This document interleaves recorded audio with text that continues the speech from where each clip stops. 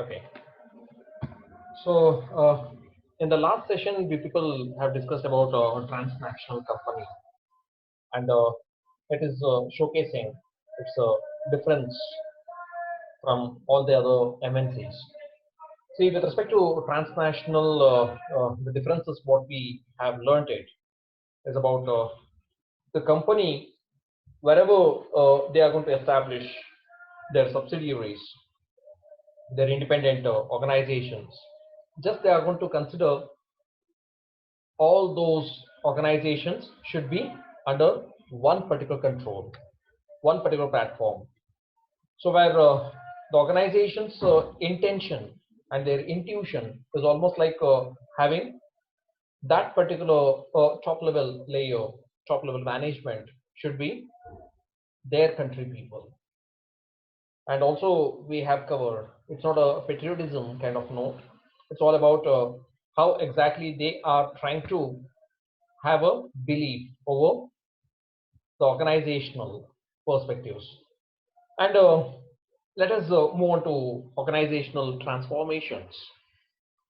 So, how exactly organization transformation is going to take place from domestic to global? Yes, of course, we people have learned the stages. The first stage will be a domestic company. Then they are going to move towards international, then about multinational, then global. Correct? So, four different stages we people have discussed in that particular stages. Yes, so how exactly this organizations they are going to transform themselves? That's a kind of biggest question, and a true answer is about three different points. One is about organization culture. So basically, when they are going to be into that domestic, truly speaking, they are completely associated with one particular regional space, and they are able to manage everything over there itself completely. Okay. Whereas when they are going to move towards these international, multinational, global, then obviously they need to make a change over in their cultural activities. Okay, that cultural balance supposed to be there between the countries. Cultural balance should be there between the employees of that different countries, correct? So everyone supposed to start managing with that organizational culture. Second thing is about self-designing. Truly speaking, when they are going to enter into these kind of organizational phenomena with respect to this international, multinational, global, very much sure that they need to make a structural framework of the complete organization supposed to make a separate amount of changeover strategy. Okay, so they need to come up with their own kind of self-designing that in the different layers of the organization in one of the structural framework, the different amount of layers what they are going to create, that layers they need to make a differentiation, and they have to come up with a new blood into that particular organization they need to inject. Okay, so it is almost such like so do you want to say like many of the organizations they need to make a joining hands of youngsters? Yes, of course, nothing wrong into that. Okay, maybe you may go for appointing that particular host country employees into that organization for making certain amount of organizational cultural modifications. Yes, nothing wrong into that. Okay, so self designing is most important. So they need to make a structural framework into that changeover strategies. Third point is about organization learning and knowledge. Yes, of course, when you are going to start working with respect to that organizational change and development perspective, so organization learning is most important. See, learning never ends. Okay, so we keep on changing certain things. That certain thing is learning. Okay, so maybe we are going to make a structural framework with respect to the concern of the existing employees need to get under training. Yes, that's to be called as organization learning.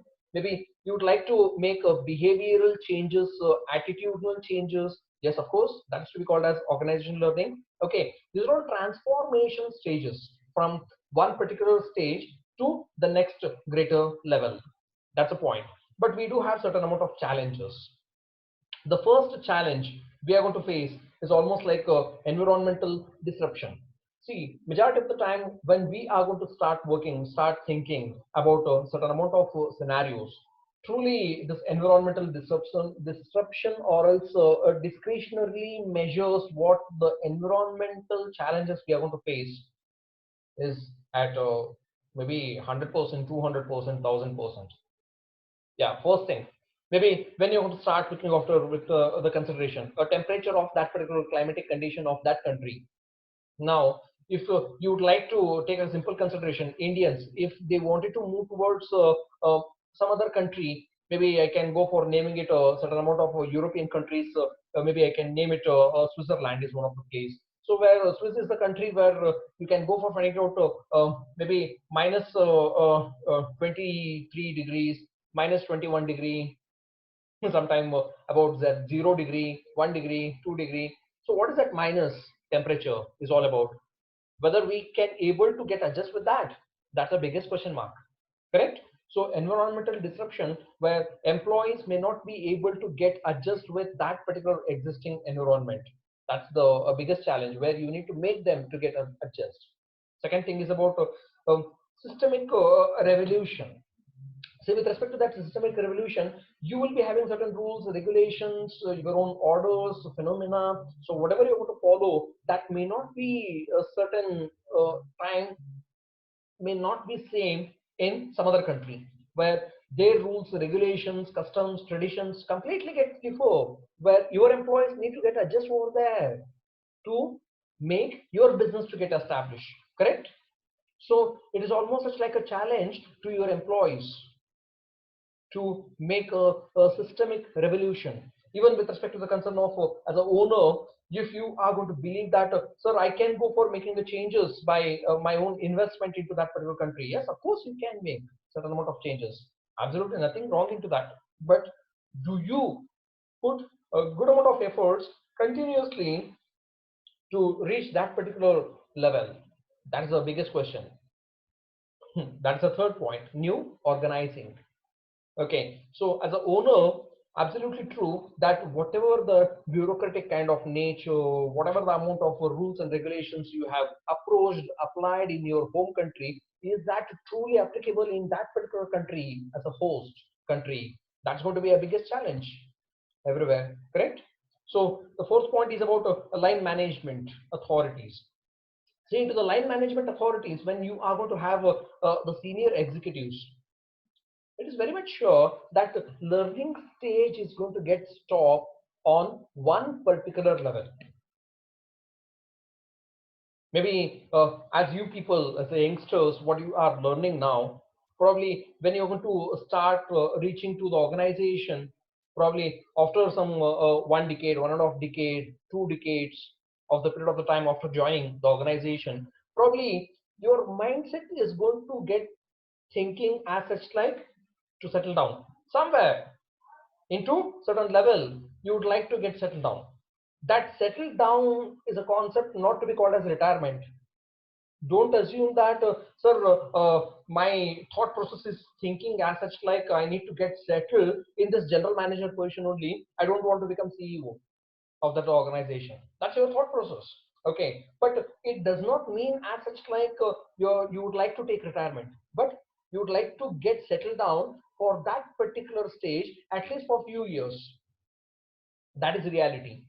Okay, so probably into the line management level, when you would like to come up with these kind of challenging, revolutionary kind of scenarios, probably some of the employees into that senior level, executives level, they were not able to get adjust. Correct? So you need to take a call of redefining those existing employees or else refilling of that particular employee by making a replacement of new employee. So you can go for replacing the authorities of this particular employee with other employee in that particular country so that you can emerge. So these are all amount of challenges. This is not a bit or else micro level. This is a macro level thought process, what we are discussing. Okay, and the last point is about continuous learning. Change is only the constant thing across the globe. If we are going to think that something which is constant, that is named to be called change. So we need to keep on changing ourselves. Learning is finally never ending process. Probably if somebody is going to feel that my work is done with this world, probably that is foolishness. Probably he need to contribute something to the economy, one or the other way of approach. Correct? Maybe in case if you're going to start thinking that, sir, my grandfather is taking around say a good amount of retirement life, he's enjoying. Don't you think so that your grandfather is feeding something to you that's about good norms, culture, educating his grandchildren and contributing to the economy? Yes, of course. Correct. So it's almost such like even organization, if organization is going to feel that my work is done, it's almost my age to take retirement, that is foolishness. Okay, change is the constant thing across the globe, and learning is must be there everywhere. Okay, yeah. So let us continue this particular schedule from 1:30.